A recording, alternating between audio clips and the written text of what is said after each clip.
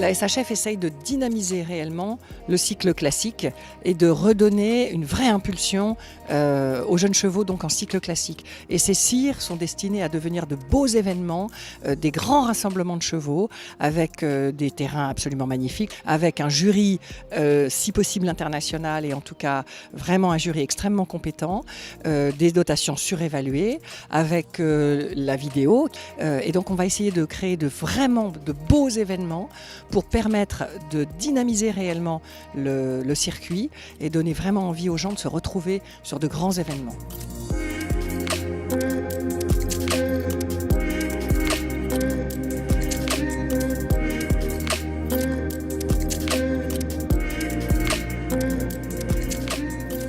Les qualifications pour les championnats du monde des jeunes chevaux qui auront lieu à Ermelot cet été se déroulent ici sur le CIR donc de Rosières-aux-Salines.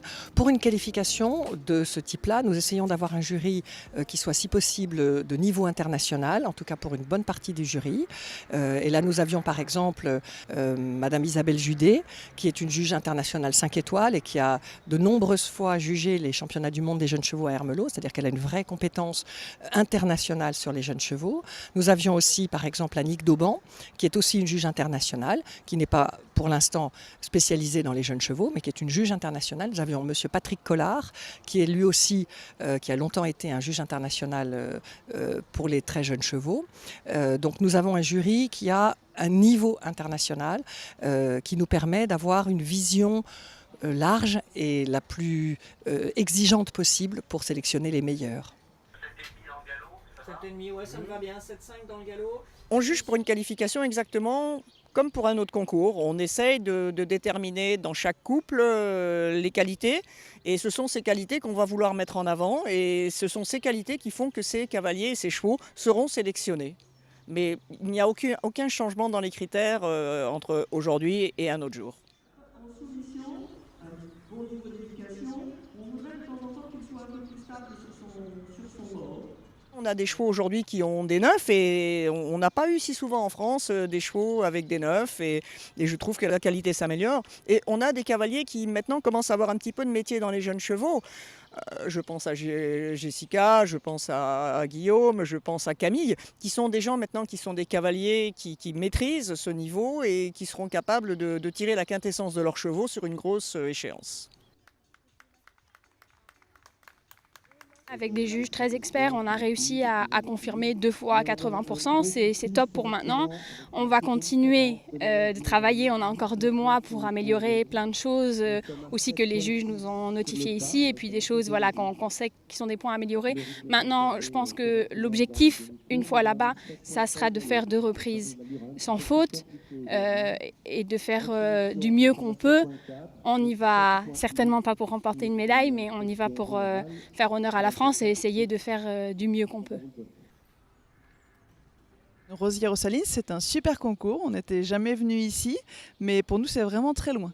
On a quand même mis 11 heures de route. Donc effectivement, c'est une bonne répétition. C'est une façon aussi de voir comment les chevaux vont gérer ce transport. Et puis nous aussi, apprendre à les gérer avec cette situation.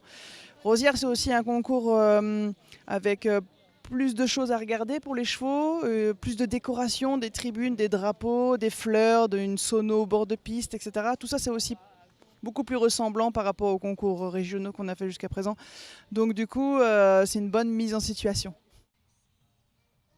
Ça permet d'aller sur des étapes qui sont quand même peut-être plus regardantes pour des jeunes chevaux et à la fois avec une ambiance qui est un peu plus électrique, on va dire, que sur nos petits concours à la maison. Ça met quand même dans de bonnes conditions de ce qu'on va retrouver ensuite là-bas. Donc on est très content de pouvoir atteindre cet objectif d'Ermelot. On l'avait quand même bien dans la tête.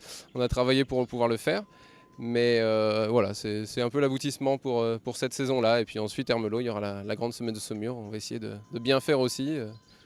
Voilà, pour 2018, c'est ça l'idée. Déjà représenter la France, ça c'est très important pour nous. de mettre en avant l'élevage français à travers M. Massa, qui est un éleveur de Lusitanien, même si ce n'est pas un seul français ou anglo-arabe, mais c'est quand même des chevaux qui sont nés en France depuis 35 ans. Et d'aller montrer ce qu'on est capable de faire. Et nous, de montrer notre équitation, notre entraînement. Et de voir que la France existe.